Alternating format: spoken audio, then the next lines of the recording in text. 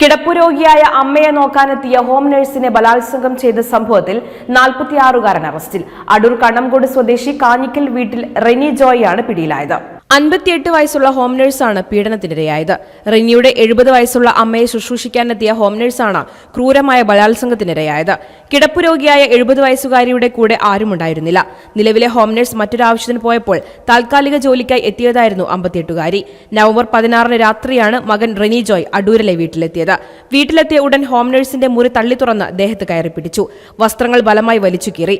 കരഞ്ഞു വിളിച്ച് രക്ഷ തേടി ഹോം നഴ്സ് അമ്മയുടെ മുറിയിലേക്ക് ഓടിക്കയറിയെങ്കിലും അമ്മയുടെ കൺമുൻപിൽ നിന്നും സ്ത്രീയെ വലിച്ചിഴച്ച് മറ്റൊരു മുറിയിലേക്ക് കൊണ്ടുപോയി ക്രൂരമായി ബലാത്സംഗം ചെയ്യുകയായിരുന്നു.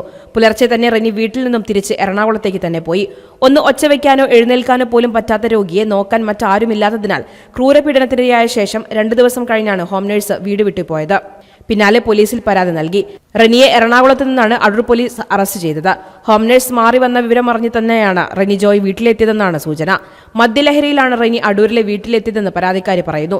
റെനിക്കെതിരെ പട്ടികജാതി പീഡന വകുപ്പ് പ്രകാരവും കേസെടുത്തിട്ടുണ്ട്. കോടതിയിൽ ഹാജരാക്കിയ ഇയാളെ റിമാൻഡ് ചെയ്തു. News desk media vision. അതെ, വീട്ടിലെ മക്കളെ കല്യാണം ഉറപ്പിച്ചിട്ടുണ്ടോ? ഡ്രസ് എടുക്കാൻ നേരെ ശോഭിക വെഡിങ്സിലേക്ക് പോരിട്ടോ. ആഘോഷം ഏതും ആയിക്കോട്ടെ, ഡ്രസ് ശോഭിക്കുന്നു. നമ്മളെ മോളെ കല്യാണത്തിന്റെ എല്ലാ ഡ്രസ്സും നമ്മൾ ശോഭിക വെഡിങ്സിന് എടുത്തിരിക്കുന്നത്. നമ്മള് ഹാപ്പിയാ അല്ലേ? ശോഭിക വെഡിങ്സ്, കോഴിക്കോട്, കാഞ്ഞങ്ങാട്, കൊയിലാണ്ടി, കുറ്റ്യാടി, നിലമ്പൂർ, എടപ്പാൾ.